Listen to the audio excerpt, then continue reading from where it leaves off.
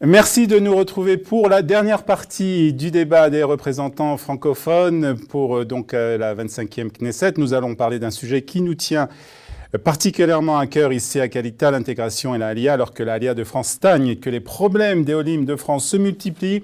Aucun programme pour aider l'intégration ou pour favoriser la Aliyah de France n'a été mis en place. En plus des problèmes d'intégration des Olim de France et des Olim en général, plus particulièrement pour les Olim de France, ils ont dû faire face à la chute du euro et ça a été particulièrement difficile pour les retraités. Alors, quelles sont les propositions de vos partis pour favoriser justement l'Aliyah de France et pour aider à une meilleure intégration? C'est un sujet qui est très important.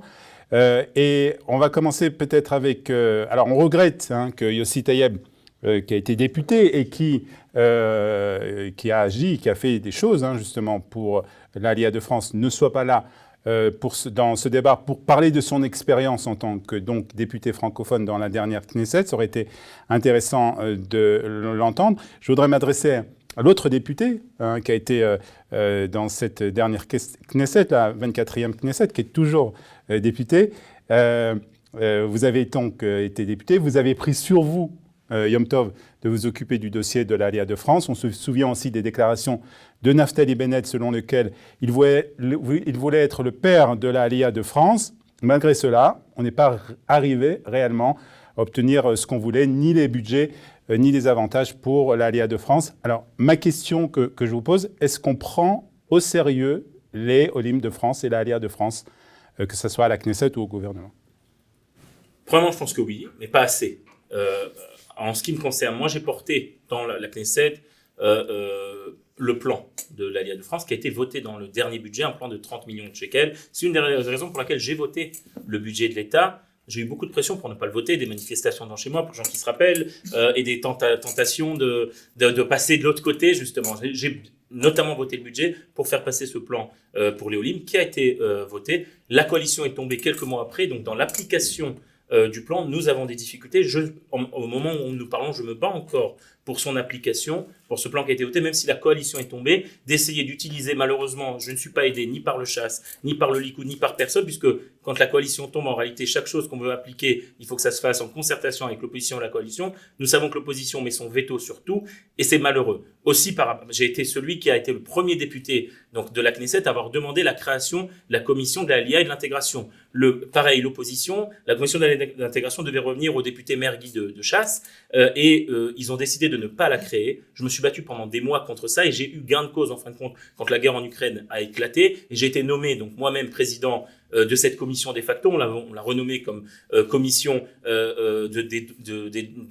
en hébreu c'est Zakaï Hashvut Vekesher Matfutsot, des personnes qui sont éligibles à la loi du retour et du lien avec la diaspora. Et dans le cadre de ma commission, j'ai mené tout un tas de réformes qui ont essentiellement, je le dis clairement, et j'ai pas honte à cela, aidé les Olim d'Ukraine et de Russie, puisque c'était la crise en cours, il fallait faciliter leur arrivée. Mais au-delà de ça, j'ai déposé plusieurs lois qui consistaient à aider l'intégration. Une des lois qui est passée, et en collaboration avec Kalita, c'est sur la reconnaissance des diplômes de 4 métiers paramédicaux. Nous avons fait passer ça fin décembre. Il y a encore beaucoup à faire sur d'autres domaines du paramédical sur lesquels j'ai travaillé, comme les podologues et comme les infirmières. Là encore, il y a un énorme travail. Et malheureusement, et je le dis, j'étais assez seul dans ces combats. Et je n'ai pas eu de soutien des autres partis, y compris des partis qui, pendant les campagnes électorales, parlent beaucoup au Olim, mais en fin de compte, quand j'étais à la Knesset, je me tournais vers la droite, vers la gauche,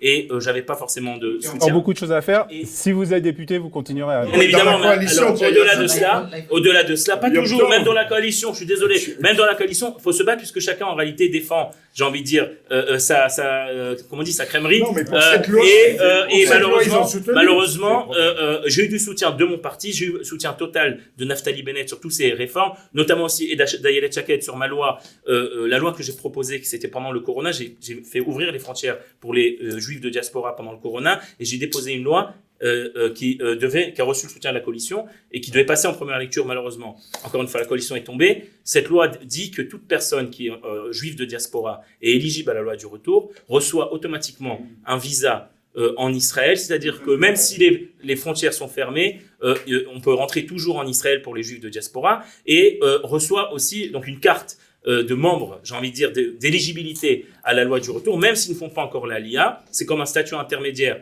jusqu'à la citoyenneté, et ce qui aidera beaucoup, par exemple, l'agent juive dans son travail, ce qui aidera beaucoup. Et ça, c'est une loi que je compte redéposer. C'est la première loi que je compte redéposer, si Dieu veut, dans la prochaine Knesset. Il y a encore beaucoup de travail à faire. Et malheureusement, et je vais finir avec ça, il faut arrêter de politiser, je crois, le sujet de l'Aliyah et l'intégration dans le mauvais sens. C'est-à-dire que c'est devenu, malheureusement, et ça je le dis aux représentants de chasse, j'ai pas eu de soutien d'Yossi Taïeb, au contraire, il profitait à chaque fois pour attaquer et faire tomber les choses, et ça a été malheureux. Pourtant, j'ai plusieurs fois tendu la main, mais malheureusement, j'ai pas eu de soutien, et pas non plus du Likoud. Pourtant, j'ai beaucoup d'amis au Likoud et au parti de Smotrich, mais je leur ai dit, au moins l'allié à l'intégration, mettez-le hors de la politique. Ils n'ont pas voulu, malheureusement. Mais vous allez répondre à la place de Yossi Taïeb. Ça me fait rire, parce que le seul parti politique en Israël qui a un plan qui est pas un plan théorique, comme je viens d'entendre ici, mais des actes envers les francophones, c'est Chasse. Juste hier à Ra'anana, chez le rabbin Pinto, il y avait tous les rabbins, il y avait à peu près 80 rabbins de communauté, pas de synagogue, c'est des rabbins de communauté, à la française, de Ra'anana Bechak, de Hachoma, d'Ashdod, de tous les pays qui sont venus, 80 rabbins de communauté, dont, dans ces 80, je parle de faits, monsieur Kalfon. École 150 élèves du rabbin Abdechak, on ne peut pas dire qu'il est que chasse, à Netanya, à côté de la mer. Ari Ederi a combattu, mais complètement total, pendant 3 ans, avec la mer combattue, je veux dire, pour faciliter ce projet. 150 élèves, et attends, j'ai pas fini. C'est rentré dans le système éducatif de chasse avec des matières générales. Mais c'est pas au niveau de la loi. Non, j'ai pas de doute que chasse aide les écoles de chasse. J'ai pas de doute. C'est clair. J'ai pas de doute que chasse aide les gens de chasse. Moi, personnellement, vous savez, je me suis occupé pendant cette année-là de 2500 demandes personnelles de gens. J'ai pas demandé aux gens qui se sont tournés vers moi s'ils votent chasse, s'ils votent Likoud ou s'ils votent autre chose. Moi, j'ai aidé tout le monde. Sans être porte-parole de chasse, je pense que Yossi Taïeb s'est occupé aussi pas mal de ce dossier. C'est une école française, monsieur Kalfon. À Netanya, le rabbin Belchak. Une école française. Ça aide à l'insertion. Oui, bien sûr. Ça aide c'est pas du chouï-bouche, ça aide à l'insertion des Olim Hadashim. Tu le sais très bien en tant que moi que l'éducation est Non, critique. sur ça, je suis désolé. Sur ça, j'ai une marloquette avec vous. Je crois pas qu'enseigner en français, ça aide forcément à l'insertion. Mais ça, c'est un autre débat. Pas en français, c'est en hébreu. C'est des Français. Non, parce que vous avez dit que c'était en français. Non, ce sont des écoles de Olim Hadashim français qui étudient en hébreu budgétés par chasse. C'est clair? Je dois réexpliquer. Non, si c'est en hébreu, c'est très bien. Tati, qu'est-ce que chasse propose ou qu'est-ce que chasse veut faire? À Ra'anana, avec le Rabbi, des lois. Ce que chasse propose, c'est que devrait pratiquement, comme on le fait avec ces écoles, pour contenir cet allié, donner des programmes et pas que des paroles. Parce que l'éducation est critique pour eux. Ils n'arrivent pas à trouver les mêmes écoles françaises, on leur a fait. On en leur a fait pareil. Deuxièmement, des milliers, vous venez d'où? Des milliers de milliers, il y a à peu près 10 000, si ce n'est pas plus, à Yossi Taïeb, au député Yossi Taïeb de chasse, plus de 10 000 personnes qui ont sollicité pour les entrées à la Knesset des Français, pas pour le retrait, dans différents sujets. Troisièmement, Mais Shmuel Marciano, vice-ministre de Jérusalem. Vice-maire de Jérusalem, qui a été nommé vice-maire de Jérusalem, vous le connaissez, quelqu'un de sérieux. Il est Mohel aussi, c'est bien. Shmuel Marciano et s'occupe de 700 personnes françaises par semaine dans tous les sujets, à part les Olim. Alors nous, on fait pour la Aliyah. Excusez-moi. Okay. Alors, on va faire un petit tour rapidement. On va commencer par Nathan. La Tzionot Datit, qu'est-ce qu'il propose? Déjà, je voudrais parler prendre un peu de hauteur par rapport à ce sujet, qui est un sujet important, qui nous concerne tous ici. Je voudrais dire que dans notre programme, déjà, on plaide pour la modification de la loi du retour. Donc, la loi du retour, c'est une loi qui a été très importante pour le retour des Russes et de l'Union soviétique à l'époque, mais aujourd'hui qui n'a plus lieu d'être, et comme on en parlait tout à l'heure en off, qui fait en sorte qu'aujourd'hui que 50%, 60% des Olim qui arrivent en Israël depuis les 10 dernières années sont donc des non-juifs, et qui profitent de la manne israélienne qui est attribuée aux Olim Hadashim. Et je pense qu'il est temps aujourd'hui, comme vous avez commencé par votre question en disant est-ce que la alia est vraiment considérée par l'élite politique, je vous dirais que l'alia française est considérée comme une alia à tort, riche, privilégiée, et donc qui n'a pas besoin de recevoir des budgets particuliers. Et ce qui est aujourd'hui complètement complètement faux. Et aujourd'hui, il y a pratiquement 50 000 juifs en France. On le sait bien, Khalid. 50 000 juifs en France qui voudraient faire leur alia, qui ne peuvent pas pour des problèmes financiers ou pour des problèmes bureaucratiques, comme dit mon ami Yom Tov, pour des problèmes de diplôme, etc. Donc, modifier la loi du retour et faire en sorte que des juifs arrivent en Israël et que les budgets et les ressources du pays aillent au Olim Hadashim et au Olim Hadashim de France. Aujourd'hui, il n'y a plus de Merkaz Eklita, donc les centres d'intégration pour les Français ne sont plus accessibles. Amidar, donc les HLM ne sont plus accessibles aux Français. Et donc, il faut vraiment prendre ces ressources-là et les attribuer à l'Aliyah de France. Ça, c'est le premier point. Deuxième point, c'est que nous avons dans notre équipe un certain monsieur Ouattal, qui était le vice-président du Mizrahi, qui était le président de Bnei Akiva Olami, et donc qui a l'Aliyah dans le sang, et qui a fait beaucoup pour l'Aliyah, et qui, de la même manière que nous avons publié un programme sur la réforme de la justice, nous avons publié un programme sur l'Aliyah et sur la Klitat Aliyah. Je vous avoue qu'en tant que francophone, je considère, comme disait Yom Tov, que mon parti, mais tous les autres partis n'ont pas fait suffisamment pour l'Aliyah de France. Et il faut que ça change. Et donc, comment fait-on pour que ça change? Un des engagements de Bezalel Smotrich, justement, c'est de budgéter lors des accords et de coalition, c'est de budgéter un certain montant, 30 millions de shekels, ça me paraît bien, mais ça me paraît vraiment fait par rapport aux besoins de la communauté francophone. Et j'espère qu'on sera capable, Bezalel, c'est un engagement, de budgéter de l'argent, je ne sais pas vous dire combien aujourd'hui, mais pour aujourd'hui amener 50 000 Français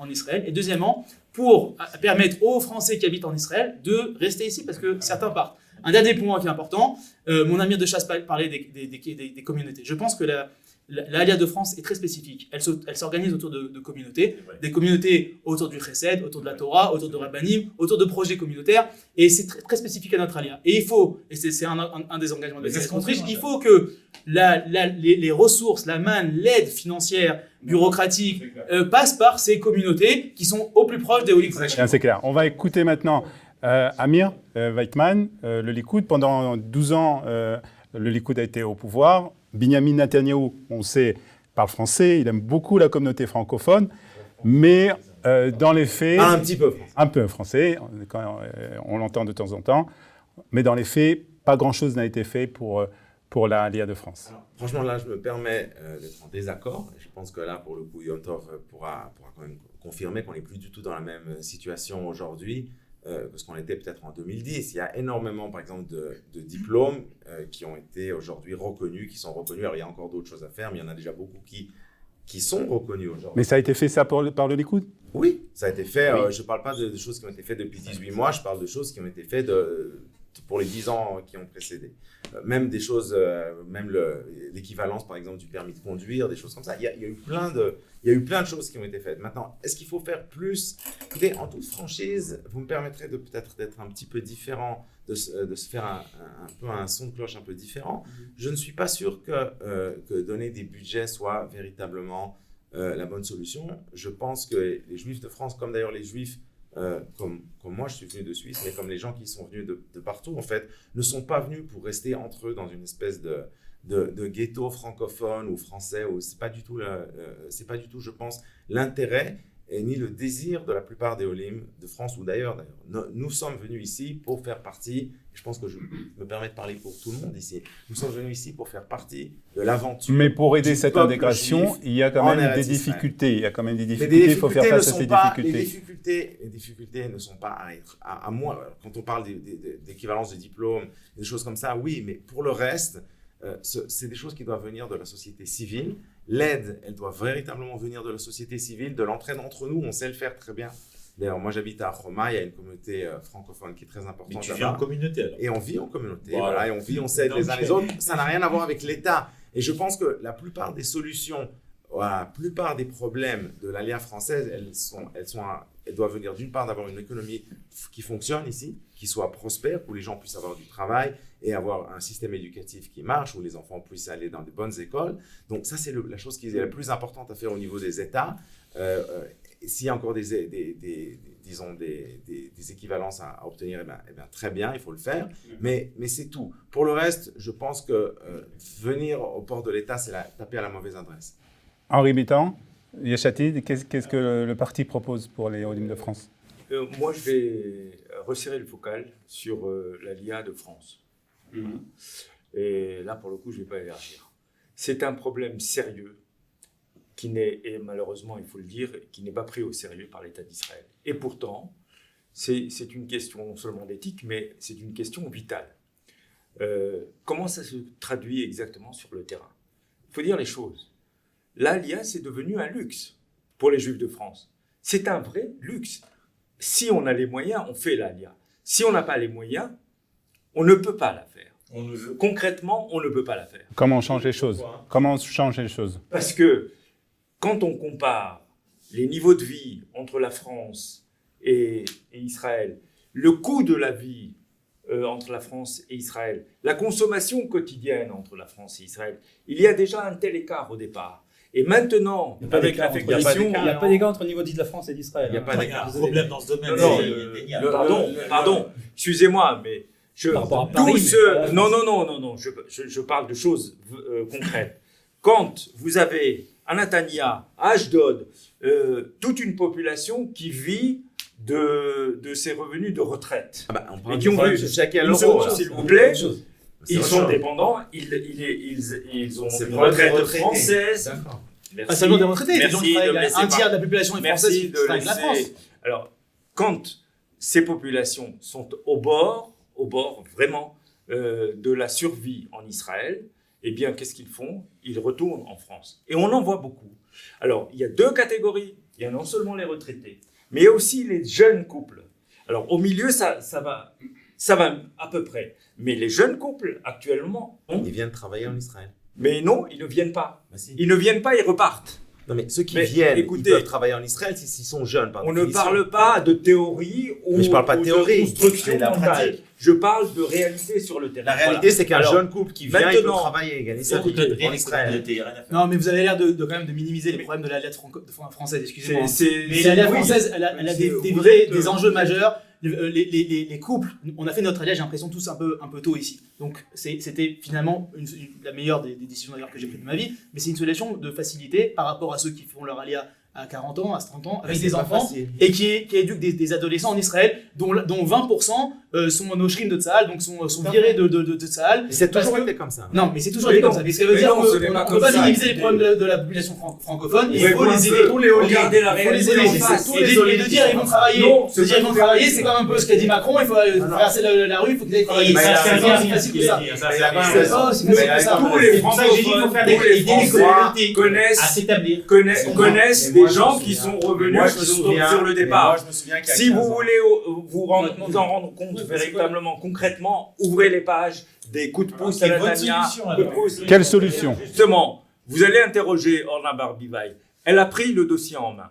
Elle a pris conscience de ce problème-là, de cet écart dû, d'une part, à la cherté de la vie en Israël et d'autre part, de l'écart dû au change entre l'euro et le shekel.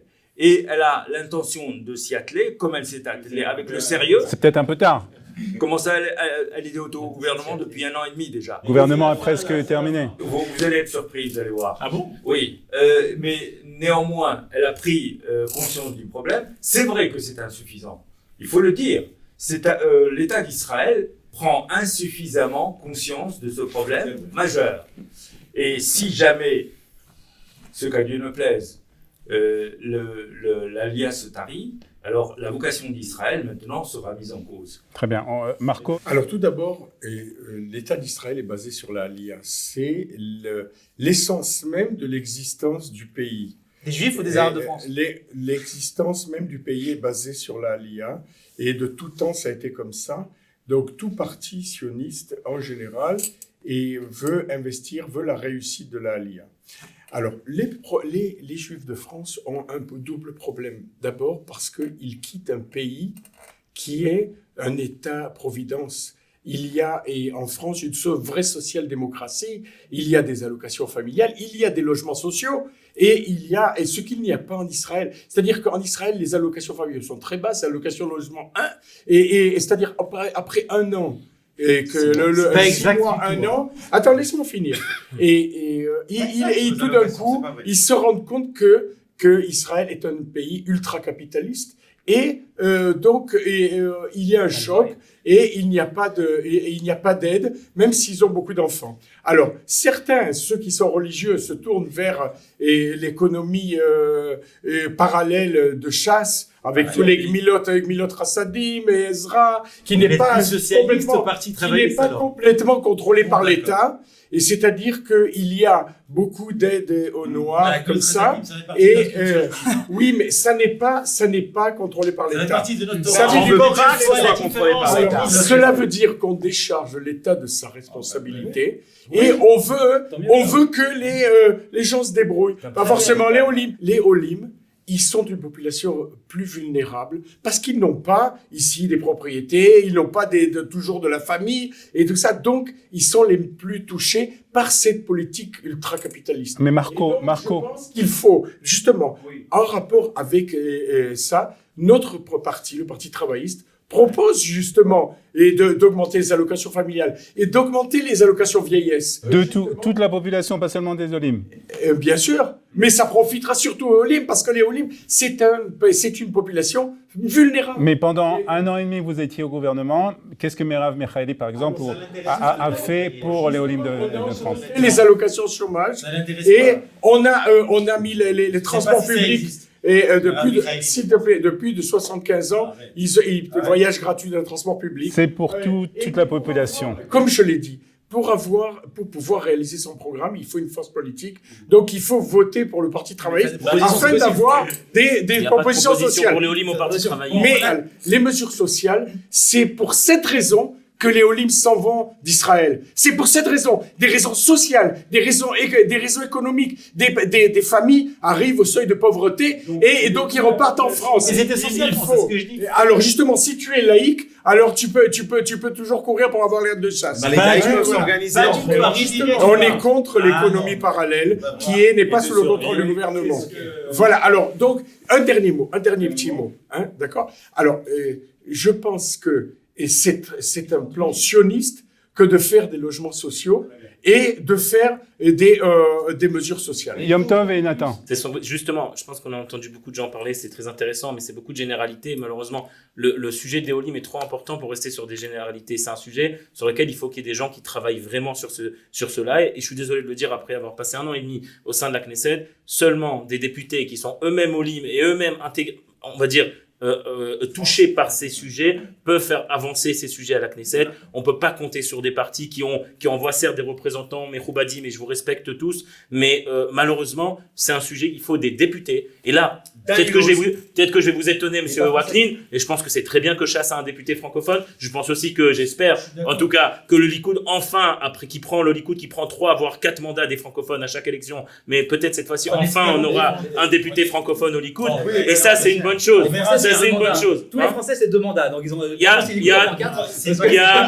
plusieurs mandats de francophones qui vont au Likoud depuis des années, et le Likoud en contrepartie ne donne rien aux francophones. Tout ça pour vous dire quoi? Parce que c'est des sujets qui sont techniques. Vous avez parlé de beaucoup de généralités, mais en réalité, c'est des lois qu'il faut faire passer. C'est des combats contre Misra Daotsar. Et moi, j'ai combattu contre Misra Daotsar pour faire passer les lois. Ce sont des combats contre le ministère des Finances pour faire passer des lois. C'est des combats aussi au sein du ministère de l'Intégration. Ok, Misra Alia Vaklita, donc de ton parti Binyamin, qui parfois aussi pas toujours les bonnes priorités, qui souvent c'est sous influence. Si la ministre est éthiopienne, alors malheureusement ce sera la communauté éthiopienne qui sera un peu privilégiée. Si la ministre est russe, alors ça sera la communauté russe, et c'est un peu malheureux. Moi j'ai dit tout à l'heure que moi j'étais président de la commission de facto de l'Allié de l'intégration de la Knesset, et je n'ai pas fait, j'ai aussi bien aidé les Français évidemment, mais j'ai aussi aidé les Ukrainiens, j'ai aidé les Russes, j'ai aidé tout le monde. Malheureusement ça se passe pas toujours comme ça au ministère de l'intégration, et je crois que c'est malheureux. Et donc, il faut avoir des gens de terrain et des gens qui connaissent les sujets dans la technique, je suis désolé de dire, dans la technique aussi donc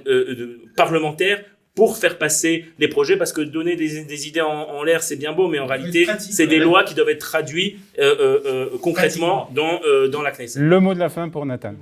Finalement, je suis content d'être assis à côté de Yom Tov Kalfon, qui est quelqu'un C'est une bonne nouvelle, ça, au moins, pour la fin. Qui m'a un peu déçu, je voudrais dire, mais finalement qui a fait énormément de choses et qui se retrouve un peu, comme il l'a dit, un peu seul à la Knesset et un peu seul dans les sondages. Donc, j'invite Yom Tov à revenir à la maison et à continuer son action parlementaire très importante au sein du parti de la Siout Adati. Pour ces élections, ça va pas être possible, donc autant qu'on rentre, puisqu'il nous manque un mandat, plutôt que de faire entrer le numéro 15 ou 16. C'est pas toi, Nathan, ça aurait été toi peut-être, mais plutôt que de faire entrer le numéro 15 de Siout Adati, faites rentrer le parti Beit Yehudi, je serai député, et je pense que ça sera bien pour tout le monde. Attendez, on laisse Nathan, il n'a pas terminé. C'est pas le sujet. Le sujet, il est encore une fois sur les Olim. Je suis pas du tout d'accord avec ce qui a été dit. C'est les Olim, donc on peut pas leur dicter leur vie.